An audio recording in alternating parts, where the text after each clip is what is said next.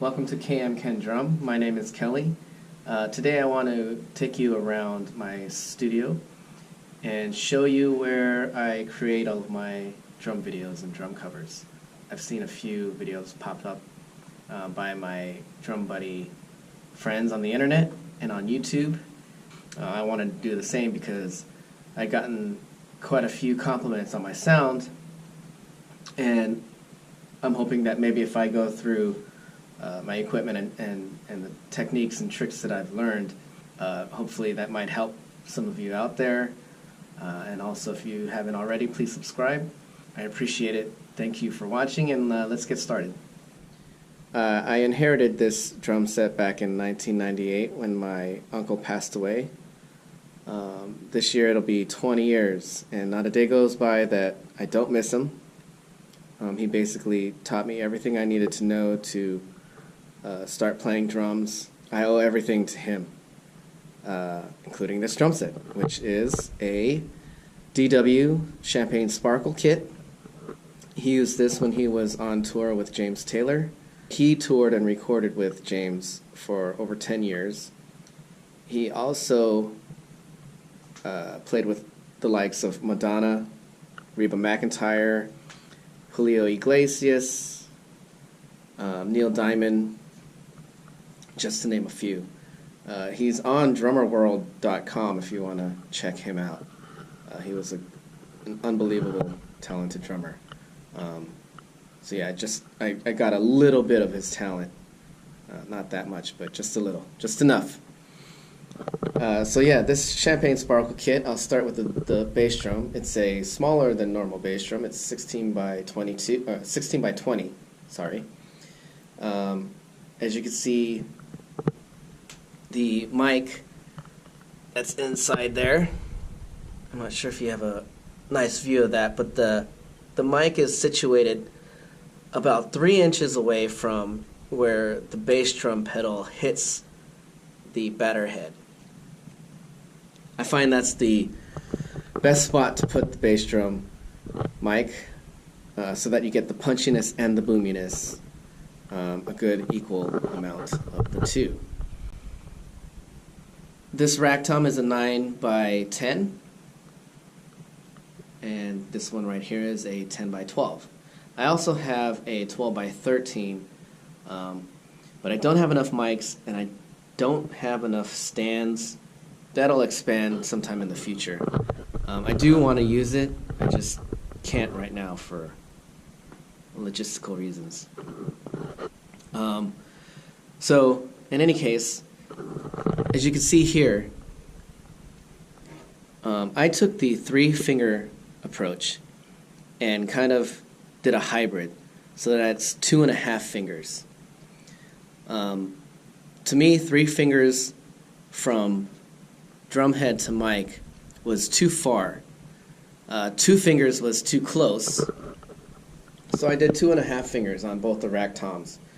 That gives me a good balance of attack and resonance, and you know that works with my playing. It might be different for it definitely will be different for other drummers. So yeah, it took a little bit of fudging around between the distances of the mic and the drum head for me to find the perfect position. 2.5 is usually the barometer that I use for the rack toms. As for the floor tom, this is a 16 by 16, and as you can see, I use 3 fingers. And then if I go to the snare drum, which is a Ludwig 5 by 14 Black Beauty, the best snare drum on the market, completely versatile, amazing sounding. You can tune it whole different types of ways, low, high, in the middle, and it always sounds great. But as you can see, I use 2 fingers on the snare drum. That's because I like to incorporate, and I like for people to hear the ghost notes that I'm playing. It's not overwhelming, but you can hear it if you listen for it, and that's what I'm aiming for. 3 fingers, the ghost notes completely disappear. So 2 fingers is like the right position for the mic. to get just enough ghost notes so that you can hear them. This snare over here that I have as my side snare is a 5x12 DW with this really nice looking blue oyster mother of pearl wrap around it. Normally I leave the snare throw off and I use it as a timbale. Once in a while I'll put the snare throw on and it sounds like a piccolo snare. But as you can see, for the most part, it's just a headphone stand. No, I actually use it once in a while. But yeah, it's the best place to put the headphones, is within arm's reach. And when I'm playing, I have the headphones on anyway, so there's that. Hardware and pedals, I use DW 5000 hi-hat stand and DW 7000 double pedal. And if you haven't noticed, I use all Remo ambassador heads, and I have these little gel thingies. Here's a moon gel, but most of them are just these, and they've gotten kind of dirty, but I like those. They give just enough dampening to the drums. But yeah, all coated ambassadors on the top and clear ambassadors on the bottom. I don't try to do anything fancy. I let the drums speak for themselves. These are good enough drums. Actually, they're great drums. They don't need any extra rings or messing around with. Just the bare basics. They sound amazing. So I just let them sing, pretty much. As far as tuning goes, my snare drums, I keep the bottom super tight, and I tighten the top to whatever it is that the song needs. If the song needs a fat-sounding snare, I'll tune the top really low. If the song needs something that cuts through, I'll tune it really tight. And it just depends on the song. As for the toms, I use John Good's approach where he'll tap the shell without any heads on, and he'll find that note. And what I do is I'll put the bottom head on and match the note of the shell to the note of the bottom head. And then I'll put the top head on and I'll tune that just a little lower so that they don't phase out. And my drums are smaller than normal drums. I like smaller toms tuned lower as opposed to big toms tuned normal or high. Just a personal preference. As far as cymbals go, here is a 6-inch Zildjian A Custom Splash. The best hi-hats in the world, best that I've ever played, and I've played on many. These are 14-inch Zildjian KZ hi-hats. So the K on the top is super dry, and the Z on the bottom is crisp and loud. You put the two together, and it's like peanut butter and jelly, cheese and crackers. Just two combination, the two flavors go perfectly together. Now I'm hungry. Okay, so moving on. Before I made the switch to Zildjian, I used to use all Paiste. And this splash is the last remaining Paiste cymbal that I have, because all of my Paiste signature series cymbals ended up something like this, where it's cracked or the middle hole is completely torn apart. This is the last of the cymbals. It actually still sounds really good, so I keep using it. Yeah, if it ain't, I mean, it's broke, but if it ain't broke sound-wise, I'm not going to fix it. I'm going to keep using it until it's just burnt to the ground. For crashes, I have a 18-inch Fast Crash A Custom Zildjian, 18-inch Crash A Custom Zildjian. As far as sizes go, inch-wise and whatnot, I don't pay too much attention to that. 16, 17, 18 inches. it doesn't matter to me. What matters is the tone.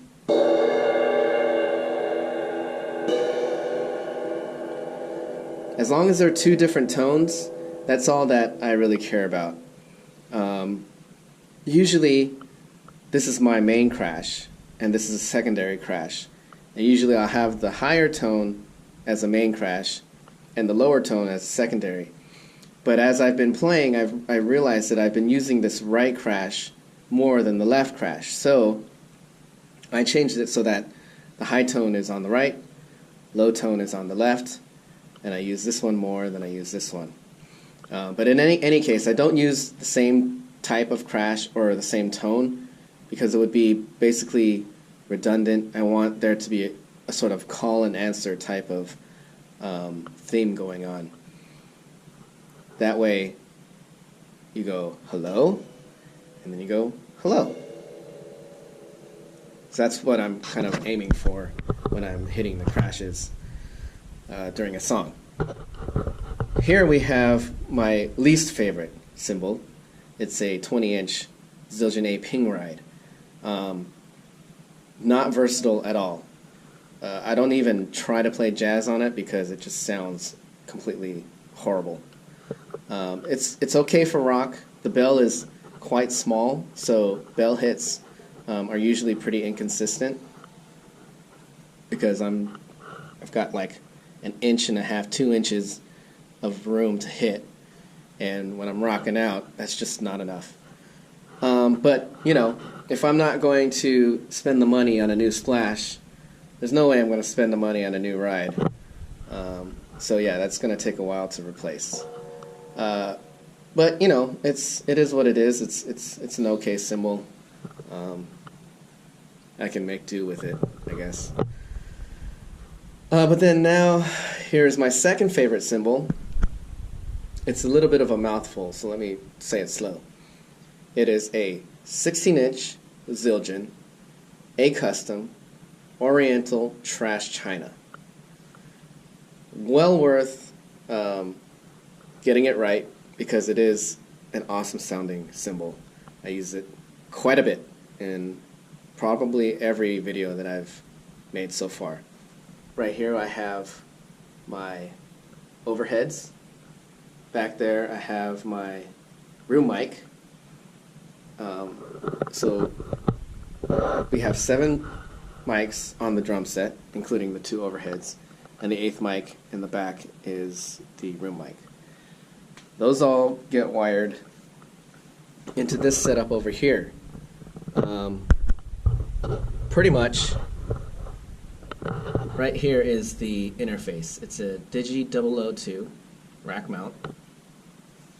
4 of the mics go in there, and then I have 2 rack mount preamps, Behringer preamps here. The top one is an Ultra Gain Pro, the bottom one is a Tube Ultra Gain, and they each get 2 mics. So that's 8 inputs altogether. They go onto this old iMac, 5 generations old, something like that, and it's running Pro Tools LE, which is also pretty old. But if you've heard any of my drum videos, the sound is actually pretty good for old equipment. I can't complain. Minus the mics, I think the setup costs around $300 total. So yeah, it's very affordable if you can get a hold of some mics. I think the mics retail, you could probably get my same mic setup for $1,100. So that's the sonic part. The video part, I'm right now I'm recording on a GoPro 5 Hero Black, and my second camera is this Nikon DSLR D3300 model. It records in 1080p and also takes some great still pictures. That's a good entry-level DSLR camera. I highly recommend it. The sound and the video all get recorded.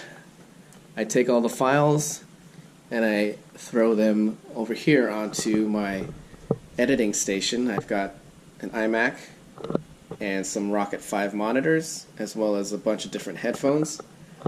And I try to make sure that the sound sounds good through headphones and speakers at the same time.